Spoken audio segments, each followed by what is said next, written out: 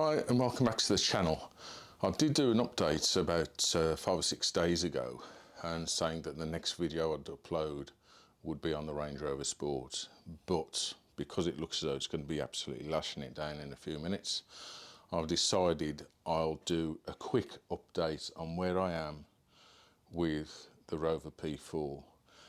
There's been a little bit of progress, but not anywhere near as much as I actually wanted to do. And there are various reasons for that, which I'm not going to go into, but I'm in a position now where I can get stuck into making good progress over the next 3 or 4 months with this, with an aim of actually getting it back on the road probably in 6 or 7 months time. So unless of course I decide to do more work on it. And one thing I'm considering is actually removing the engine, so I can do a bit of tidying up on that and getting to the rest of the chassis and making it more accessible, and then give the chassis some paint protection. So I'll just give you an update on where I am with the repairs and look at what I actually have to do. I've made some repair panels and I've actually welded one in, but I'll take off the tripod now and show you in a bit more detail.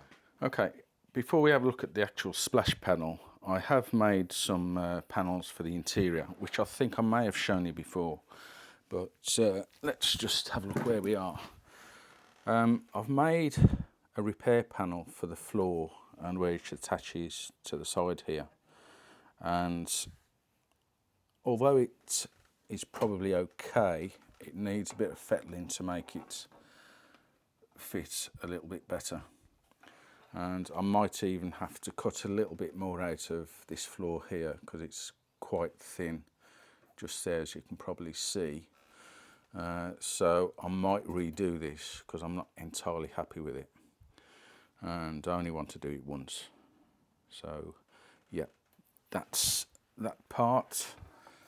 And there's also a panel just down a little bit down here, which I don't think you'll be able to see, maybe you will, which has corroded away from the side here.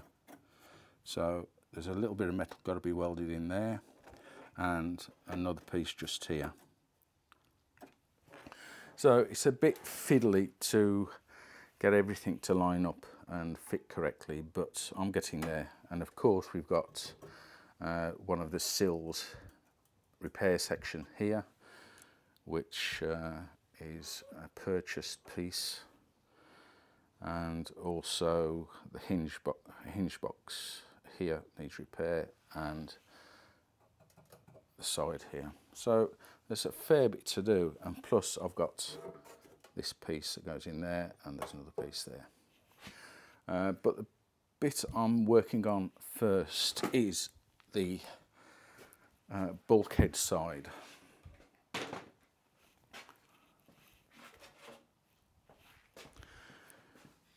So first of all, there was some corrosion around here which I've cut out, and again that might be a little bit too thin, but I think I can weld a repair section in there.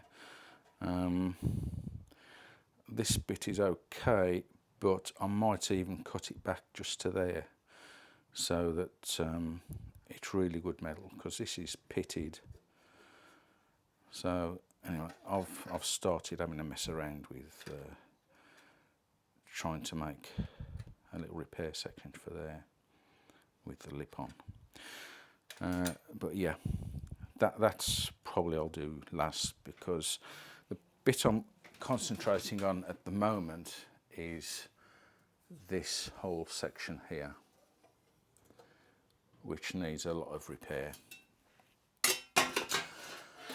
So I've actually cut a piece out here and welded it in. It's okay and it'll fit its purpose, and I've actually cut out another piece here and I made a repair section. And the reason I'm doing it piecemeal is because, as you can see, it's all rotted out down there, right the way down, and you can see how it's been previously repaired by just welding sheets of metal over the rusty bits. And there was a piece going across there which I've pulled off, and that was actually corroding itself. So it hasn't been done properly, and it was actually done by, I think I've said before, a garage, and they charged rather a lot of money to the previous owner. Well, anyway, back to these repairs.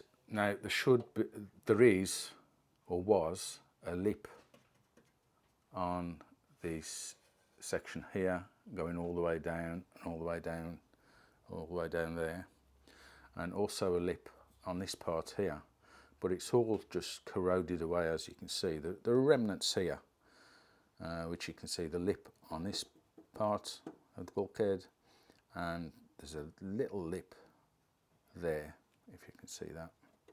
Now, the reason I've decided to do it a little bit piecemeal, and it'll all look as if it is one piece of metal once I've finished, at least that's the aim, because it's only really held together with this little weld here, and I didn't want to cut everything out. I wanted to give it some strength before I cut into that and replace this piece of metal down here, down to there probably.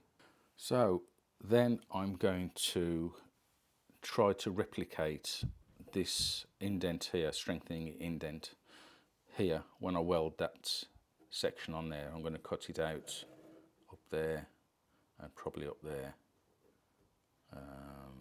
yeah, and go across there probably, but I'll see how I get on with the rest of it first and then decide how far I go up with it.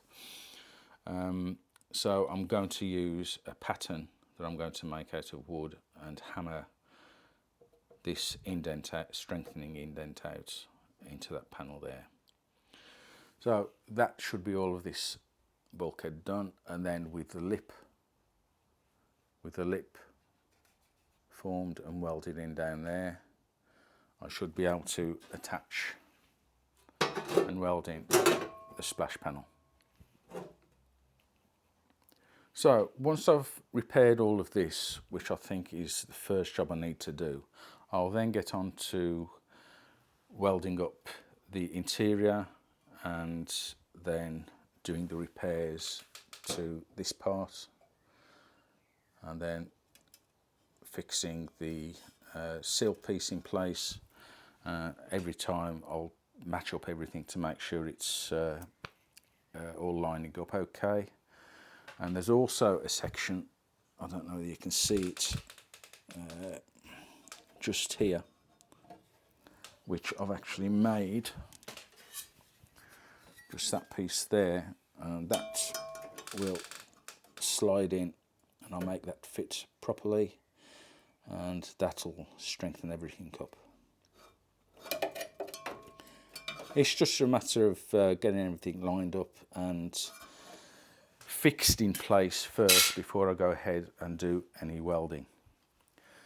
So that's where I'm with this side, and this side is relatively simple compared to the other side, which I'll just show you for completeness. If we go around here, you can just see what an absolute bodgery this is. And I think this side is worse, because I've still got to do the same down here and the same up there, but there appears to be a lot more corrosion on this side, which I suppose is not usually unusual, because it's usually the near side that gets most of the corrosion because it's near the gutter and get more splashes, etc. But the way it's been repaired, I mean, it's terrible. I mean, how someone can charge thousands of pounds for repairing something like that, I don't know, but we all know they're out there, don't we? So that is going to be a little bit more of a challenge, and of course you've got some more corrosion here, so just going to have to cut that out and weld new pieces in.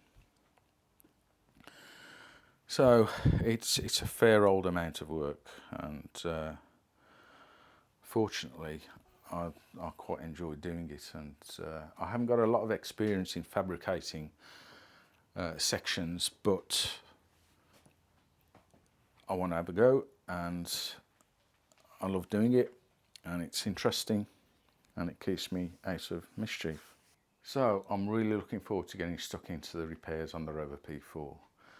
And as with anything like this, once you start taking the car apart and seeing things in more detail when you've got all those parts off, I always want to dig deeper in and start repairing stuff and improving it. And there are areas of the wiring loom that's, you know, that they don't look particularly good. And anyway, I think people have messed about with the wiring as well. So although wiring and electrics on a car, I'm not a great fan of getting stuck into. I'm sure I can figure it out. I mean, I've wired up a few kit cars in the past and this, that and the other. So yeah, I think I'll cut the video there. It's gone on long enough. I hope that's given you a little insight into what I'm actually doing and the plans for this part of the restoration. So yeah, thanks for watching. There'll be a lot more coming soon, and I'm hoping, I know I've said this before, but there have been reasons why I couldn't get stuck into this car. So yeah, I'm now in a position where I can do that. So I don't know whether you can tell, but I've actually bought a new camera which can get me closer into the bits of the car that aren't accessible with my bigger camera, which you can see there. So lots to do. I'm going to be cracking on with it over the next few weeks and see where we go. I'll cover some of the fabrication and the welding and the repairs because I think it's interesting content for anyone that wants to have another go themselves. As I said, I've done some fabrication in the past, but certainly not of this complexity. I know people will be saying, oh, that's a simple job, but we all have to start somewhere. So yes, much more content and repairs coming soon.